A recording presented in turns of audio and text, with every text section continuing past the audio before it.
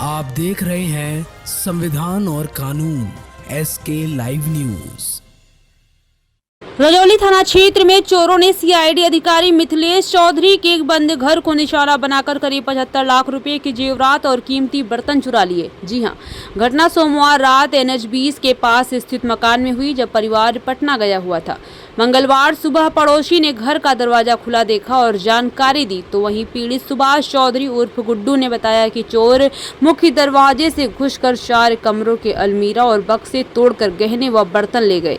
सूचना पर पुलिस मौके पर पहुंची और फॉरेंसिक टीम, डॉग स्क्वाड व टेक्निकल टीम की मदद से जांच शुरू कर दी गई। तो वहीं खोजी कुत्ता इमलिया टांग गांव के पास की चाय तक दुकान तक गया। तो वहीं थाना अध्यक्ष राजेश कुमार और DSP गुलशन कुमार ने जल्द चोरी का खुलासा करने की बात कही है और पुलिस आसपास के लोगों से पूछताछ कर रही है। आज यहाँ पे हमारे यहाँ पे प्रांचक मोड़ के पास आज सुबह रजौली थाना को एक सूचना प्राप्त हुई कि प्रांचक मोड़ के पास कुछ एक घर है, वहाँ पे गृहभेदन की सूचना मिली। थाना अध्यक्ष के द्वारा तुरंत घटनास्थल का निरीक्षण किया गया। चूँकि जिन जो घर के मालिक हैं, जो गृह स्वामी हैं, यहाँ पे नहीं थे, वो लोग आए। उसके बाद जब यहाँ पे घटनास्थल का निरीक्षण सर्कल इंस्पेक्टर एवं मेरे द्वारा भी किया गया है। अभी तक डॉग स्क्वाड की टीम आके एक बार यहाँ पे सर्च ऑपरेशन की है। FSL एवं टेक्निकल सेल की टीम भी आ रही है, रास्ते में है।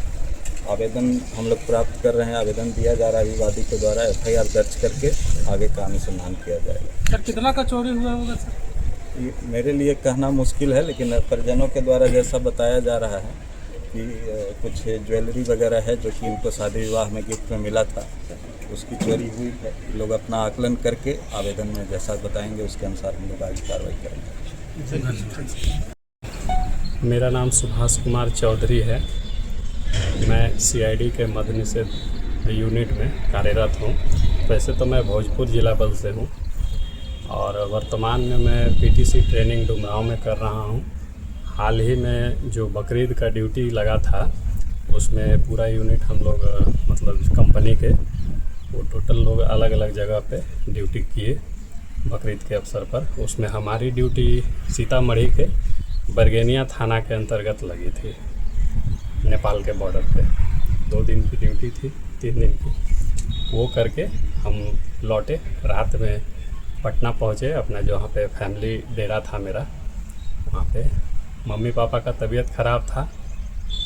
जनरली घर पर मम्मी पापा ही रहते हैं और एक छोटा भाई जो कि यहाँ समाहरणालय क्लर्क है और पोस्टेड है सिरदला ब्लॉक में। तो उसका भी मीटिंग था कल की परसों के डेट में, वो भी चला गया था वहाँ पे। एक दिन वो रहा और फिर आज लौटने का ही सबका प्लान था। और मेरी छोटी बहन जो है, उसका 1.5 साल पहले शादी हुआ था, सोनी कुमारी। वो अभी मुजफ्फरपुर के महिला थाना में पोस्टेड है, SI है वो, और वो भी आ रही है। ज्वेलरी 4 महिला, जो मेरी छोटी बहन और मेरी पत्नी, मेरी माँ और मेरी भवा जो छोटे भाई की पत्नी है, उसकी ज्वेलरी 4 लोगों की थी। और मेरे एक छोटा सा बेटा जो है, एकमात्र बेटा, उसका ज्वेलरी जो भी गिफ्ट में पड़ा है या फिर हमने जो बनवाया है और जो उसको गिफ्ट में पड़ा है घर वालों से, नानी घर से, वो सारा का सारा जेवर वो उसी लॉकर में था। मेरी बहन का, मेरी पत्नी का, मेरी माँ का और मेरी भवा का, मेरा बेटा का, सबका एक ही लॉकर में ज़्यादातर था सोना।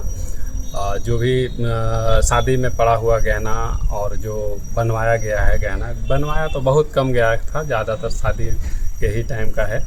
और ये मेरे छोटा भाई का छत पर कमरा है, इसमें जो भी जेवर था वो मेरी भवा का है।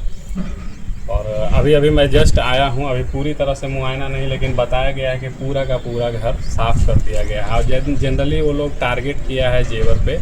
अभी तो मैंने बर्तन का भी नहीं देखा है कि बर्तन, पीतल के बर्तन 3 बक्सा भर के था, वो सब भी शायद हुआ है या नहीं हुआ है, अभी हमें पता नहीं है पूरी तरह से। लेकिन अभी जस्ट मैं आया हूँ अब देखने के बाद पता चलेगा कि कितना है। जेवर तो मेरे पास लगभग टोटल सबका कैलकुलेट कर लिया जाए तो जिस समय हमने ख़रीदा था उस समय शादी के टाइम में तो 15 लाख के आसपास से तो मेरी पत्नी का जेवर होगा। और उसके बाद बहुत सारे ज्वेलरी जो सबके आज के डेट में समझिए कि 5 लोगों को मिला लिया जाए तो बच्चे का सिर्फ जेवर मेरा 2.5 से 3 लाख रुपए का होगा कम से कम।